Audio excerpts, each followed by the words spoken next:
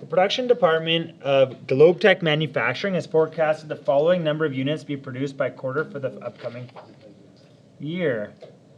So we have their chart of their units to be produced. This is their budgeted amount. And they let us know that each unit requires 15 minutes at a cost of $18 per hour.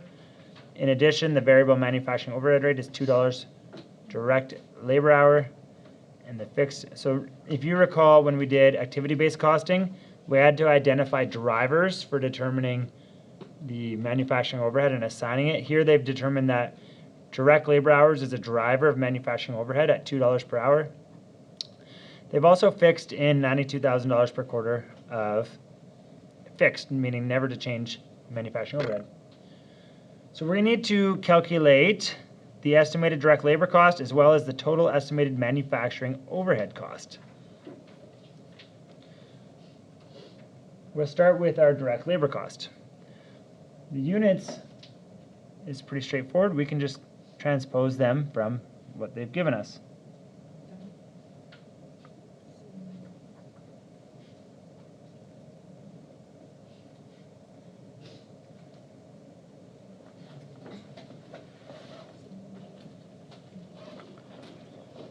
Our labor time per unit is not going to change at any point. It's always going to be 0.25.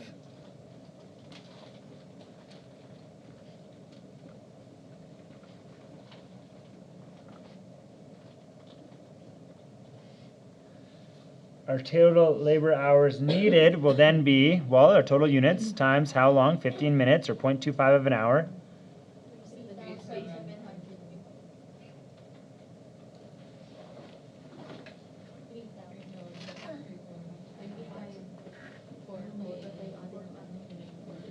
And all year long, we're going to need the total labor units.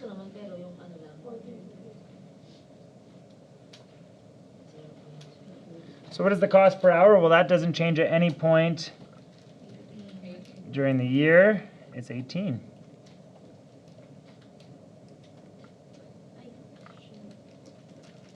So we can determine the total direct labor cost per quarter and total by taking the labor hours needed, multiplying it by the cost per hour.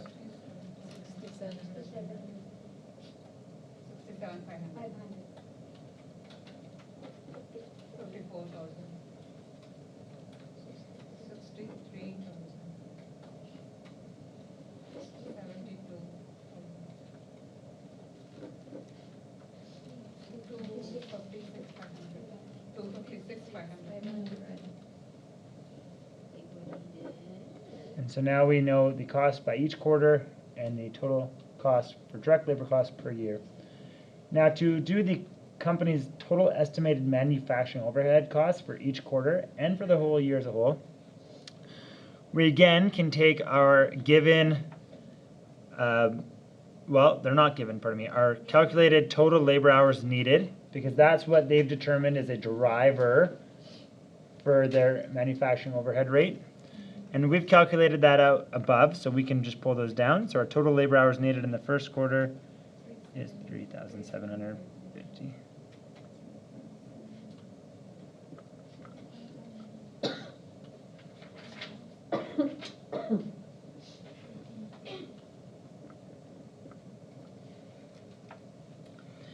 Our variable manufacturing overhead is then going to be these budgeted labor hours by the $2 that they've said. So each one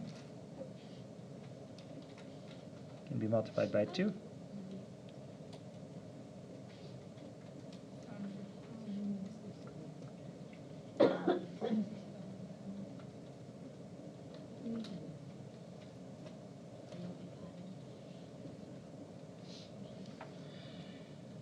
Now we need to apply our fixed manufacturing per quarter.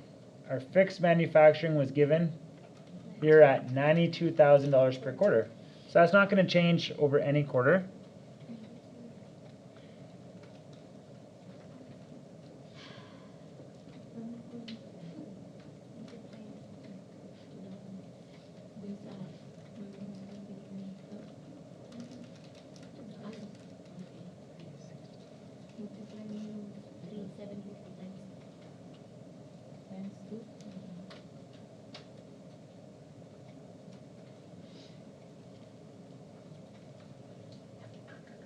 And that will provide us with our total manufacturing overhead, which is our variable plus our fixed.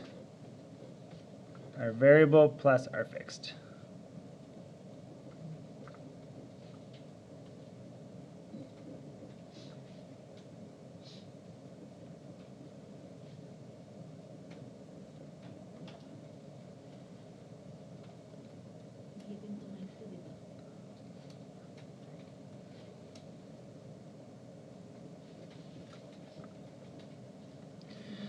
But the entire purpose of this question is to inform us of our cash disbursements, which is for our master budget and our cash-based budget.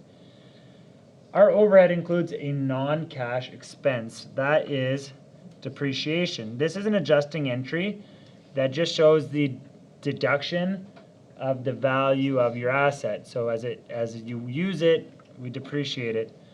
In this scenario, it doesn't cost money to depreciate, so there is no cash outlay.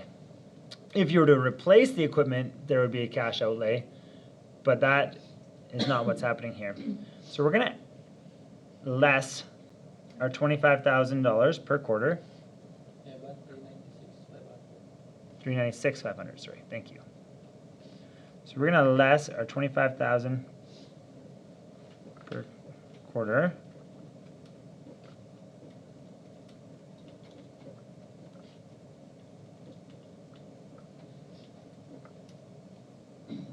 Which is 100,000 for the year. And that will get our total cash disbursement for our overhead, which can also be added to our direct labor and so forth.